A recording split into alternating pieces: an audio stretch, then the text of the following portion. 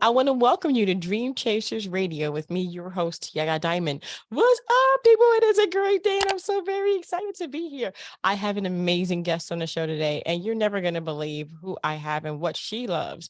Go ahead, try to guess. We'll be right back. Don't you go anywhere.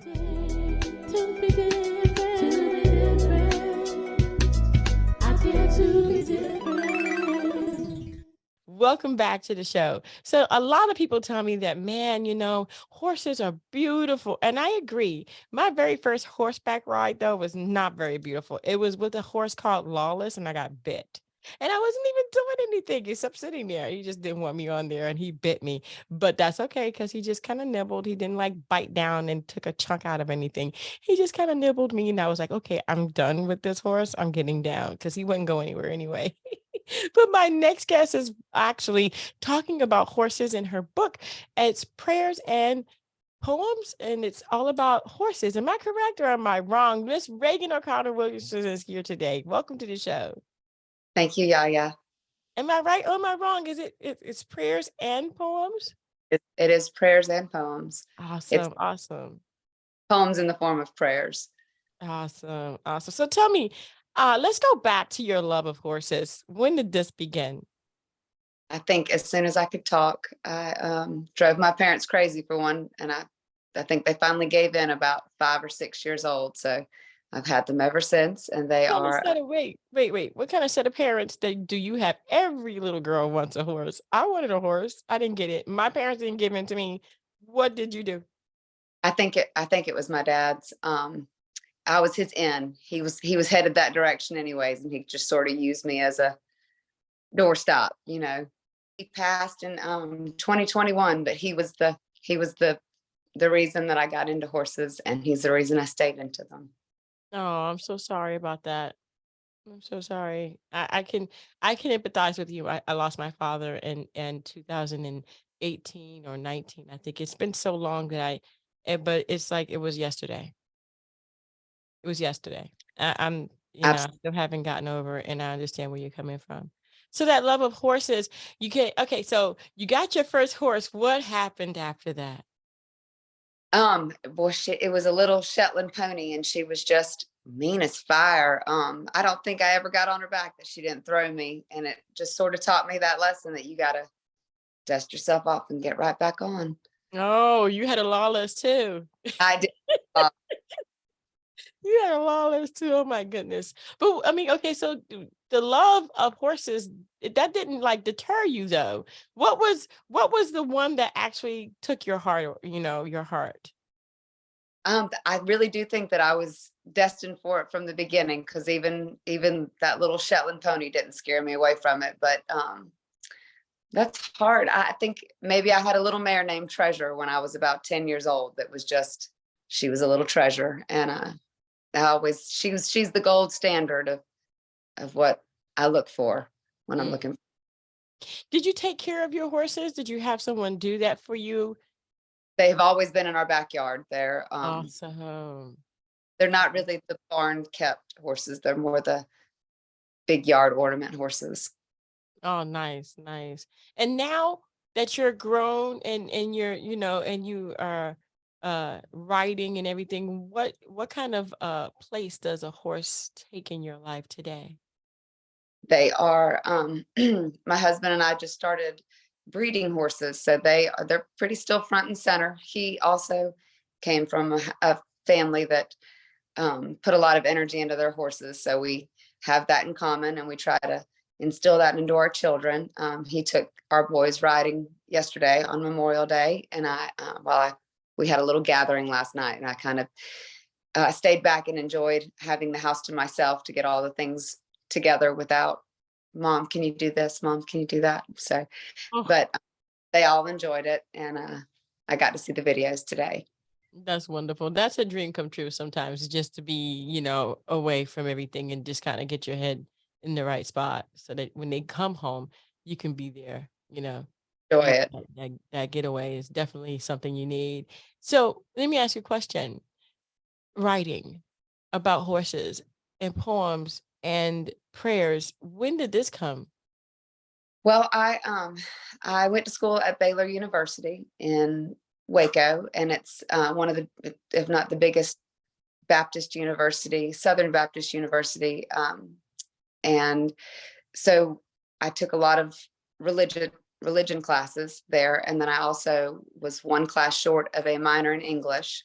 So, but I majored in psychology, and I always wanted to do something with that information. And when COVID started and everyone was kind of locked in and locked down, I was looking for something to do, and had all these little thoughts and stories in my head that I wanted to, get out on paper. And, there's a lot of stories out there for little girls and horses, not necessarily as many for little boys and horses. And so being a mom of boys, that was where I was drawn to.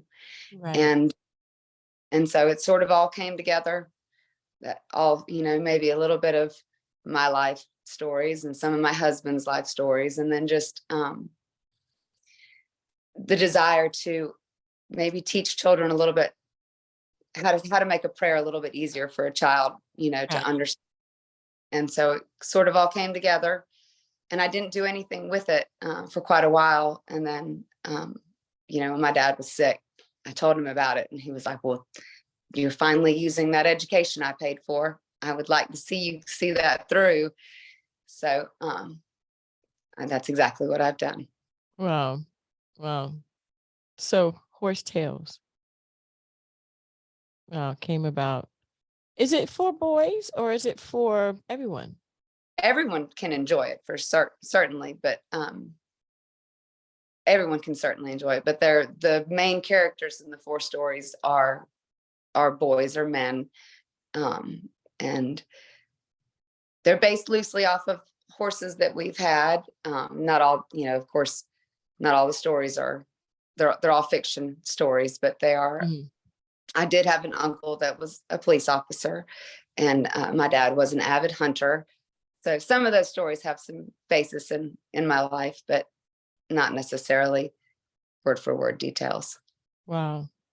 What did your family think about you publishing a book? I mean, is this your first one? It is my first one.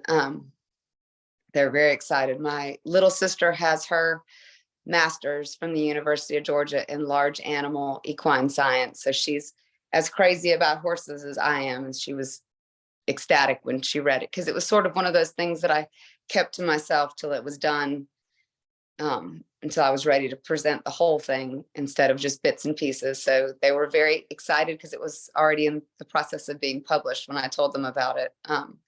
But I did let my mom do the final edit on it, because she was an educator and always did the final edits on everything. So she was excited that I let her have that part in it as well. Awesome. Awesome. So it's all in the family. It is. It's the best way. That's wonderful. Yeah, it is the best way. Definitely. I mean, if you have it all in the family, definitely get involved with everybody in your family to get things done. That would be the ideal thing. So now Absolutely. that you're a published author, tell me about this book, girlfriend. I'm excited about it. I really am.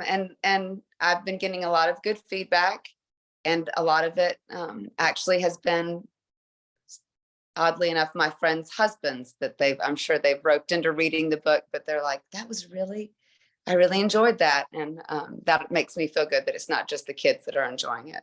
Yeah, yeah. I mean, this book is literally can be for children or for adults. It really doesn't matter. If they are interested in horses, and maybe some new prayers, absolutely. Definitely, definitely. So why the prayers though? Tell me when this came into play.